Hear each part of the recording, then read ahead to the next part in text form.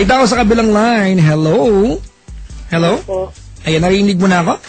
Opo, okay. Kamusta? Okay naman po. Okay naman. Ano pangalan? Shane po. Shane, first time mo tumawag sa akin? Opo, first time. First time. Like ka ba nakikinig sa programa ni Papa Jack? Oo naman po. Wag na. Pariwara ka. Kakalandline lang namin kaya tumawag agad ako. Ay, payabang. Aboray, Mark, kakalandline lang daw nila kaya tumawag at pinaginawa mo ang testing, ha? Parang, Hindi naman. ah, Kapuroy, ang tawag dito, karma. Kasi kagabi yung mga callers natin ginawa ng testing sila kagabi, di ba?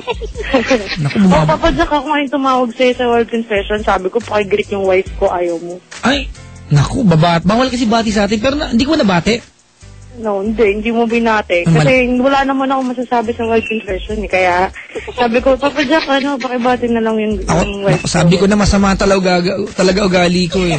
Hindi, okay lang naman po. Kasi sorry na. naiintindihan ko sira nga yung ano niya, diba? Oo, kagabi talaga madugo po dito. Muntik na kumakunang kagabi.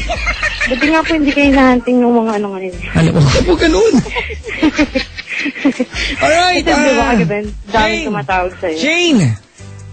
Nagugulungan ako, ha? Are you a girl or are you a boy? Lesbian. May asawa ka. 6 months na kami nagli-live-in.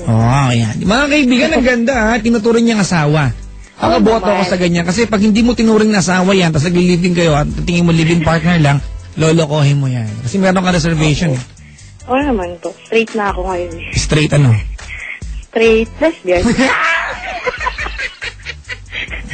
Sige na. Ano mang gusto mong pag-amin, bahala ka na. Ba't napatawag si Shane sa atin? Po. Wala lang. Ba't ka napatawag? Hindi po, may lang po. Kasi po, medyo, ako yata yung may problema sa amin eh. Pero kasi, lagi po kasing, parang naisip ko na hindi niya ako love, Kasi, may mga nangyari na nagbago nung una okay, malambing. Hanggang ngayon naman, malambing kami. Pero kasi po, iba na po yung ngayon sa dati. Yung dati po kasi yung, lagi niya ako napapansin. Ngayon, parang, siguro napapansin niya ako, pero hindi ganun kapansin-pansin talaga. Ayun. Parang hindi ka na niya love, ganun? Opo, hindi nararamdaman ko, hindi. Parang minsan po kasi, parang nararamdaman ko hindi nga ako love, ganun. Pero lagi niya naman sinasabi na mahal niya ako. Tapos... Baka nagdadrama ka lang, ha? Kasi ayoko mag-solve ng problema kung walang problema. Meron pong problema na ngayon nga po, bakit po kasi minsan, ba't ko kaya nararamdaman yung hindi niya ako love? Kasi, busy siguro sa work niya. Ganun. Ano ba work niya? Agent po. Call center agent? Opo. Ganito, Po. Paano nga nag-umpisa sa relasyon ninyo? Sa clan. Sa clan? Opo. Alright. Sa madaling sabi, nagkaroon siya ng napakaikling panahon para makilala ang isang agaya ni Shane. Tama po ba? Po? Nagkaroon siya ng maikling panahon para makilala ka. Tama, mali? Opo. Ano lang po yun eh. Naging kaklan. Hindi ko siya naging kaklan eh. Parang friend siya ng kaklanmate. Hindi, wala nang yan. That's irrelevant already. Ang tinatanong ko dito, maiksi lang yung panahon na nagkaroon siya, yung pagkakataon para makilala ka. Opo. Tama? Tama?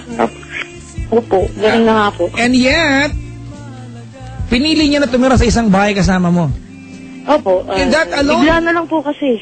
Kahit na that alone, hindi ba sapat sa iyo yun para isipin mo na, di ba, she is trying to devote herself sa iyo?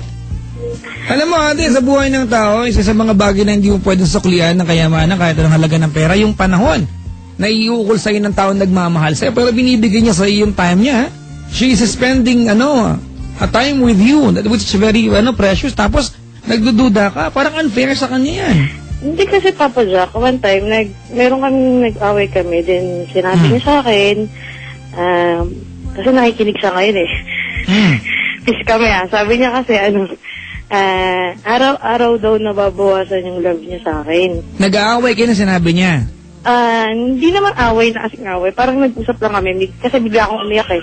Hindi ganito, kung Mark, ba't ka umiyak, Mark? Yung technician, ba't? Hindi ka bagay umiyak, ang itim-itim mo, umiyak ka dyan. Magpaputi ka muna. Ganito, Po. Alright. Inaasahan ba pag nagkakagalit kayo ng tao, makakarinig ka na mabuti? Siyempre nag-aaway kayo eh, di ba? Kapag hindi ko naman siya masisisi eh. Kasi first, nung mag-1 month pa lang kami, may ginawa kasi akong hindi maganda. Gaya ng? May kaklanmate ako na taga Zamboanga. Then, yung mga panahon na... Nang babae ka? Ha? Opo, Zamboanga. Kaklanmate ko siya. Nang babae ka nga? Po?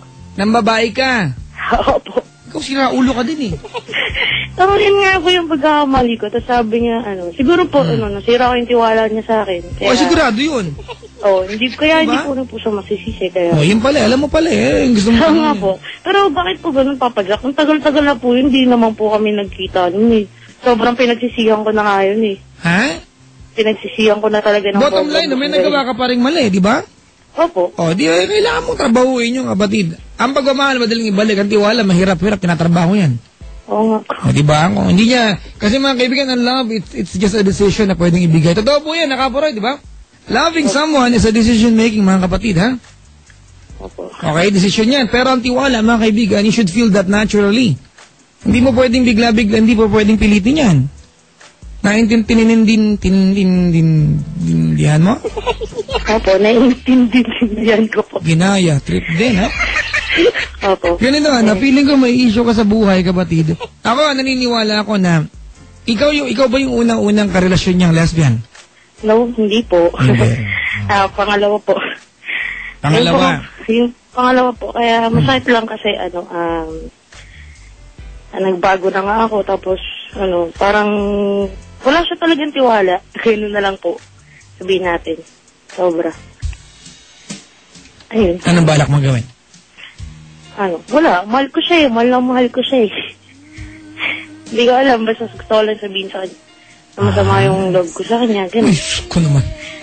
Parang mali naman yata yung paraan mo. Nagiging defensive ka.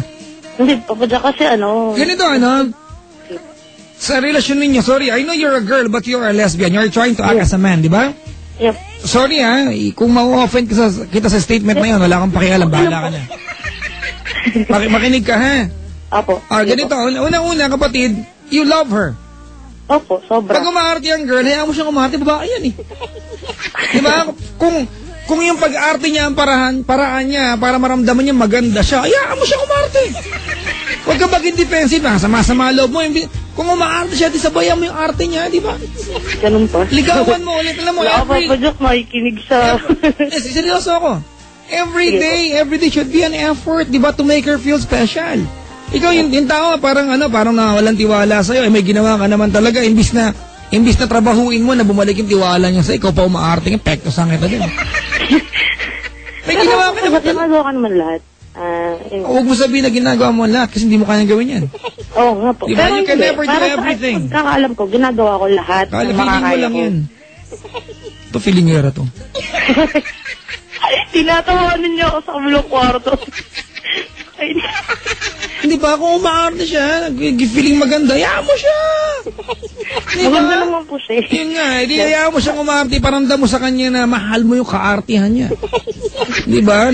It makes up di ba? Yung kabuuan ng pagkatao niya, yun siya eh. Oo nga po. Yun pala eh. Ang problema mo. Marami. Hindi po papadya kasi Hindi maganda yan, kapatid. May issue ka masyado. Pipektosan kita dyan. Sino yan? Yung baby namin yun eh. Nagambong kayo? Po? Hindi, may baby siya po. May baby siya. Opo. Sige, ganito. Bigyan kita ng bagangatan. Oy, go back to your room, now! Po. I'm talking to the kid. English yata eh. Hindi sir po talaga yun. Ano na? Nag-i-English nga talaga yung batang yan. Go back to your room now. Come back tomorrow. Bilo come back tomorrow eh.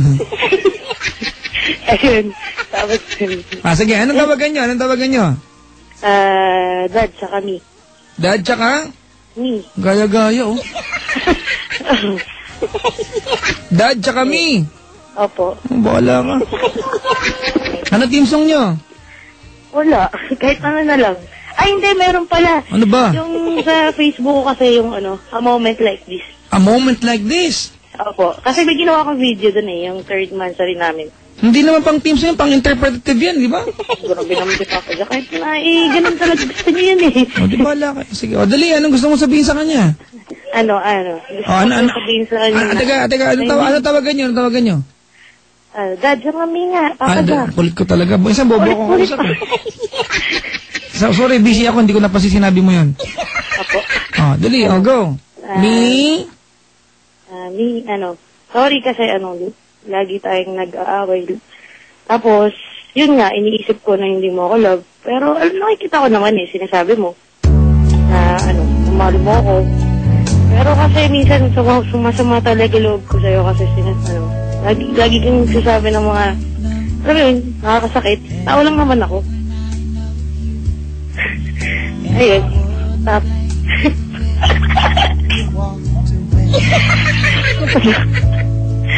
I'm watching you leave with the teardrops in my... Kantahan nga kita And it touches me much more than I can say.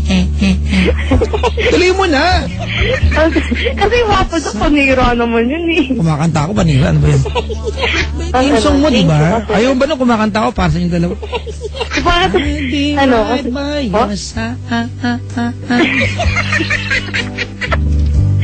Tapos thank you kasi naintindihan mo ako lagi. Papa Jack naman eh. Sige na, Hindi, naintindihan niya kasi Papa Jack wala akong work ngayon eh. Kaya ayun. Kaya medyo mahaba yung pasensya niya sa akin. Yung pala, wala ka pala, pabigat ka pala ngayon. Okay. Yun kasi nararamdaman ko, Papa Jack. Makapagod lang yan. Ay, ko naman. Magandang trabaho ka kasi. Ba't wala kang trabaho? Balik na dyan ang sitwasyon, di ba? Ano, Papa Jack? Ba't balik na dyan yung sitwasyon? Dapat ikaw may trabaho sa inyo, ah. Hindi, kasi nakilala ko siya, kaka-resign ko lang. Pre, 6 months ago pa kayo nagsasama. Opo. Hindi nakaka-resign ang tawag dyan. Matakalaan taong ka na walang trabaho. Nagkasakit kasi ako nung December na dengue ako. Talagang, kumusta ka na? Okay naman ako. Good. Nasalina na ako ng dugo, kaya hindi ako nakapag-work. Siyempre, alam ka tubig ka na ligay sa'yo. Siyempre, dugo talaga sa salin sa'yo. Alam mo tubig ka na. Ayan, kaya hindi ako nakapag-work. Ayan, pero ngayon, nag-enquire na yun. Para makapag-work na rin. Iba yung nag-i-inquire sa naghahanap, ha? Pwede naman yun Papa Jack. Ikaw naman, hindi mo na talaga pinapaan Bala ka. Sige na, tali mo na. Hindi na ako mang-istorbo. Sige. Natawa din ako sa kabilang kwarto tuloy. Ayun.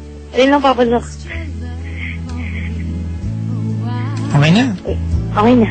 Sige. Salamat sa Maganda magiging kanta ko para sa inyo. Sige pa. Thank you. Ano kaya magiging kanta ko para sa inyo? Papa Jack, wala kang ka-date ko gabi? Meron si Mimi. Si Mimi. Sino magiging ka-date ko? Di ba anong oras na 2:00? Anong oras kayo nag-date?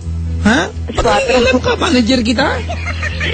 Di hapon. Kasi alam nyo mga kaibigan, yesterday was Love Radio's anniversary. Kaya lahat po ng taon ng Love Radio, pag Feb 14, bawal namin unahin yung love life namin. Pinapostpone po namin yan. Sa ibang araw kami nakikipag-date kasi Feb 14 po, ka-date namin ang buong istasyon. Wow. Oo. Tsaka mahaba pila pag ganyan. Kaya nga po, Papa Jack. Mahirap maligo ng sabay pag Feb 14. Ayun. Sige, salamat sa pagtawag. Sige po, Papa Jack. Ayan mga kaibigan, yan po yung ating caller na si Shane. Nakakayak yung kanta natin, Mark, Uy, andito na si Ceylon siya, mga kaibigan, ha?